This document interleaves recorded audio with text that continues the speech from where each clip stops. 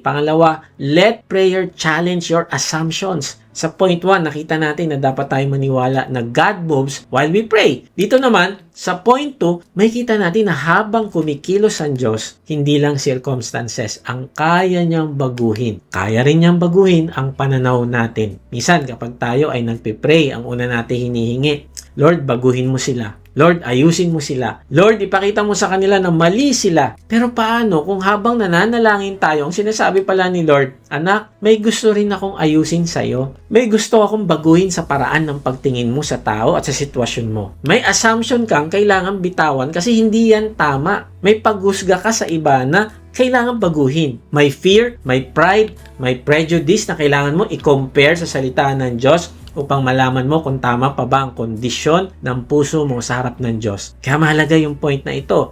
Let prayer challenge your assumptions. Ang ibig sabihin, huwag nating hayaan na ang prayer ay maging lugar lang na kung saan pinapatunayan na tama tayo. No? Parang sinasabi natin kay Lord, Lord, tama itong plano ko eh. Bless mo ito. No, mali. Sa halip, hayaan natin ang panalangin natin sa Diyos maging lugar na kung saan hinahayaan natin ang Diyos na i-correct tayo. Tuloy natin yung storya ni Cornelio. Acts 10:9-23. Kinabukasan samantalang naglalakbay at malapit na sa Joppa ang mga inutusan ni Cornelio, si Pedro na may umakyat sa bubungan upang manalangin. Bandang tanghali na noon, siya'y nagutom at gusto na niyang kumain. Ngunit habang naghihintay siyang maihanda ang pagkain, nagkaroon siya ng isang pangitain. Nabuksan ng langit at nakita niyang ibinaba sa lupa ang isang parang malaking kumot na nakabitin sa 4 na sulok. Naroon sa kumot ang lahat ng uri ng hayop, mga lumalakad, gumagapang at lumilipad. Narinig niya ang isang tinig, Pedro, tumindig ka, magkatay ka at kumain. Ngunit sumagot si Pedro, hindi ko po magagawa yan, Panginoon. Kailanmay hindi ako kumain ng anumang marumi o di karapat dapat kainin. Muli niya narinig ang tinig, huwag mong ituring na marumi ang nilinis na ng Diyos. 3 ulit na nangyari ito at pagkatapos ay kaagad na inakyat sa langit ang kumot na iyon.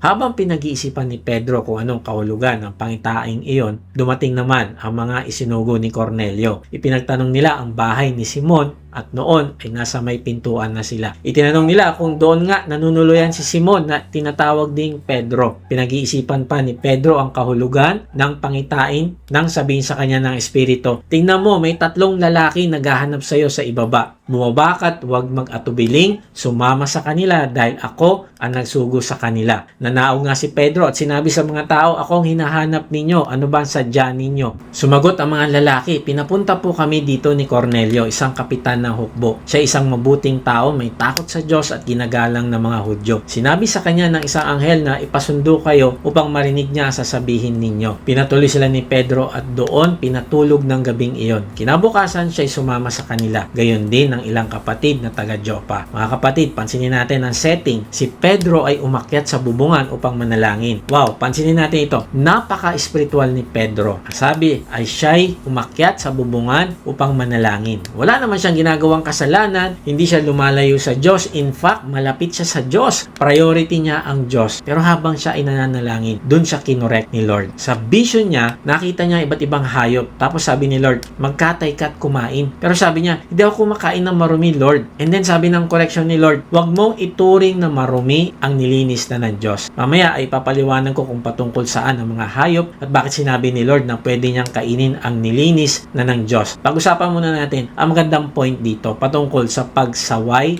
ng Diyos kay Pedro. Ano yon? Ang ibig sabihin, kahit ikaw ay nagpipray, kahit ikaw ay ginagamit ng Diyos, kahit ikaw ay matagal na sa pananampalataya, posible pa rin na may bahagi ng iyong pag-iisip ang kailangang ituwid ng Diyos. Kaya huwag natin sabihin, alam ko na yan, bakit pa ako a-attend ng equipping? Huwag natin sabihin, matagal na ako sa pananampalataya. Kaibigan, si Pedro ay apostle at lumakad kasama ang Panginoong Hesus pero kinorek ng Panginoon. Huwag natin sabihin, leader ako, hindi ako pwedeng i-correct ng member. Huwag natin sabihin, pastor ako, teacher ako, discipler ako, kaya siguradong tama ako. 5 taon na nga ako na Christian. Huwag natin sabihin, ako mas mature, kaya ako lagi yung dapat pakinggan. Huwag natin sabihin, mas bata siya sa faith, bakit ako makikinig sa kanya? Huwag natin sabihin, mas bago lang siya sa church, ako matagal na rito. Hindi niya alam ang pinagdadaanan ko, kaya wala siyang karapatang magsalita. O kaya sinasabi natin, ganito na kami noon pa, kaya tama na ito.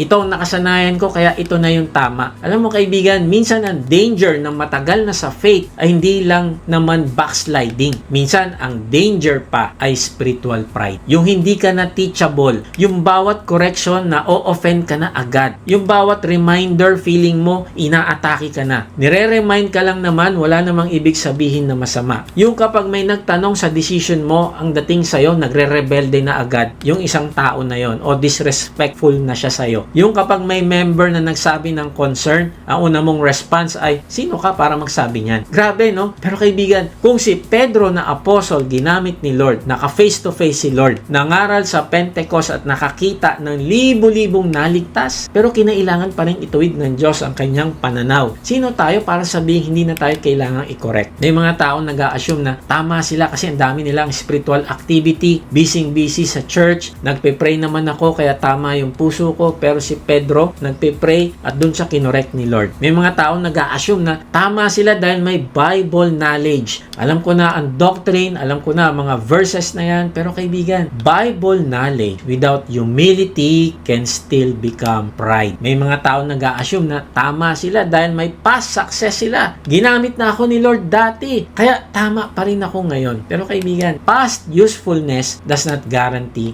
present sensitivity. Minsan nga, dahil sa matagal ka na, hindi ka na nagiging sensitive sa leading ni Lord. May mga tao nag-a-assume na tama sila dahil majority agrees with them. Marami naman kaming ganito mag-isip, kaibigan. Hindi ibig sabihin na kapag marami ang pareho ng assumption mo, galing na yun kay Lord. Sabi nga sa Bible, mas marami pa nga yung pumipili sa maluwag pero maling daan. Kaya nga isang magandang prayer ng mature believer ay hindi lang, Lord, gamitin mo ako. Napakaganda niyan, kaibigan. Talagang dapat natin ipag-prayan. Pero dapat kasama rin, Lord, ituwid mo ako. Hindi lang, Lord, speak through me, kundi, Lord, speak to me. Hindi lang, Lord, baguhin mo sila, kundi, Lord, baguhin mo rin ako. Ako po muna ang kausapin mo dito, Lord. Sa ituturo ko, ako po muna ang baguhin nyo. Bakit ganun dapat ang prayer natin? Because maturity is not when you are beyond correction. Maturity is when correction no longer destroys your pride but deepens your surrender.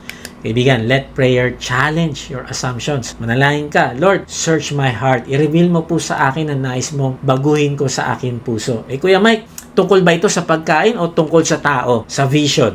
Pagkain ang nakita ni Pedro, may mga hayop na ayon sa Jewish ceremonial law noon ay tinuturing na madumi. Kaya sinabi ni Pedro, hindi ko po magagawa yan, Panginoon. Kailanman hindi ako kumain ng anumang marumi o di karapat dapat kainin. Pero tingnan mo, dahil sinabi ng Lord na wag mong ituring na marumi ang nilinis na ng Diyos, fast forward tayo na bago yung maling assumption ni Pedro. Sabi niya, Acts 10:28, sinabi niya, alam naman ninyo na bawal sa isang Hudyo ang makihalubilo o dumalaw sa isang hindi Hudyo. Subalit ipinakita sa akin ng Diyos na hindi ko dapat ituring na marumi at di karapat dapat pakitunguhan ang sinuman. So yes, may connection ito sa clean and unclean food na kautusan. Pero sa Acts chapter 10, ang deeper application ay tungkol sa tao. Kasi hinahanda ng Diyos si Pedro na pumasok sa bahay ni Cornelio na isang Gentile, hindi naman yun Hudyo. Pinapakita ng Diyos kay Pedro na ang gospel ng Panginoong Hesus ay hindi lang para sa isang lahi, isang kultura, isang background gaya ng mga Hudyo. No, pinapakita nito na ang Panginoong Hesus ay Panginoon ng lahat at ang kaligtasan ay inaalok sa lahat na magsisisi at sasampalataya sa Kanya. Kuya Mike, ibig ba sabihin nito wala nang holiness, wala nang boundaries, lahat na lang okay? Hindi yun ang message ng passage. Hindi sinasabi ng Acts 10 na wala nang kasalanan. Hindi sinasabi ng lahat ng lifestyle ay approved sa Diyos. Hindi sinasabi na wala nang truth, kundi ang sinasabi dito ay wag nating husgahan ang tao as beyond the reach of grace. Wag nating hadlangan ng isang tao para hindi niya marinig ang mabuting balita ng kaligtasan. Dahil lang sa ang itsura niya ay mukhang wala ng pag-asa. Grabe na yan. Hopeless na yan. Hindi na yan ubra. Hindi yan makikinig kay Lord. No, bigyan natin ng chance. Ang Panginoon ay Diyos at Lord at Savior ng lahat. Now, Ang tanong, ano itsura ng isang tao na china-challenge niya yung kanyang assumptions? Kapag marunong ka magtanong, Lord, may mali ba sa paraan ng pagtingin ko? Kapag hindi ka defensive sa correction ng Word of God, kapag handa kang makita ang tao beyond his past, label, culture, o appearance, kapag ang prayer mo ay hindi lang, Lord, baguhin mo sila, kundi, Lord, baguhin mo rin ako. May isang traveler sa airport, habang naghihintay siya ng flight, bumili siya ng isang maliit na pack ng cookies. Umupo siya sa lunch, binuksan niya yung newspaper at nagsimulang magbasa. Habang nagbabasa siya, may narinig siyang kaluskos. Pagtingin niya mula sa likod ng newspaper, nakita niya may isang mama kumukuha ng cookies. Nagulat siya, sabi niya sa isip niya, grabe naman to, ang kapal naman ng mukha. Cookies ko to ah. Ayaw niyang gumawa ng eksena, syempre. Kaya kumuha na lang din siya ng cookies. Maya-maya, kumaluskos ulit. Kumuha na naman yung lalaki. Lalo siyang nainis. Hanggang sa iisa na lang yung natirang cookie. At parang dagdag insulto pa, hinati nung lalaki yung huling cookie. Ibinigay yung kalahati sa kanya. At yung lalaki, kinain naman niya yung kalahati. Tapos umalis na. Galit na galit siya sa loob-loob niya. Grabe, ang bastos naman ng taong yun. Siya na nga ang kumukuha ng cookies ko. Siya pa ang may gana na hatiin yung natira. Pero nung tawagin na yung flight niya, binuksan niya yung bag niya para kunin yung ticket. At dun siya nagulat. Nandun yung sarili niyang pack ng cookies. Hindi pa pala bukas. Ibig sabihin, hindi pala kinukuha ng lalaki ang cookies niya. Siya pala ang kumukuha sa cookies ng lalaki. At ang lalaking akala niya ay bastos, siya pala ang mapagbigay, generous. Hinati pa nga yung huling cookie para sa kanya. Kaibigan, ang bilis nating gumawa ng conclusion base sa konting nakita natin. Ang bilis nating mag-label ng isang tao. Ang bilis nating mag-isip, siya yung mali, siya yung bastos, siya yung problema. Pero paano kung mali ang assumption natin? Paano kung hindi pala natin alam ang buong kwento? Paano kung ang taong hinuhusgahan natin, siya pala ang nagpapakita ng patience sa atin? Baligtad. Galit na galit ka sa isang tao pero hindi mo alam yung hirap niya na pagpipigil sa sarili para patuloy kanya mahalin at di kanya patulan. Ganyan ang danger sa Acts chapter 10. Si Pedro may category, clean, unclean, Jew, Gentile, insider, outsider. Sa paningin niya, may mga taong hindi dapat lapitan, may mga outsider, may mga taong hindi dapat pasukin yung bahay, may mga taong hindi dapat pakisamahan. Pero habang nananalangin siya, kinorek siya ng Diyos. Kaibigan, let prayer challenge your assumption.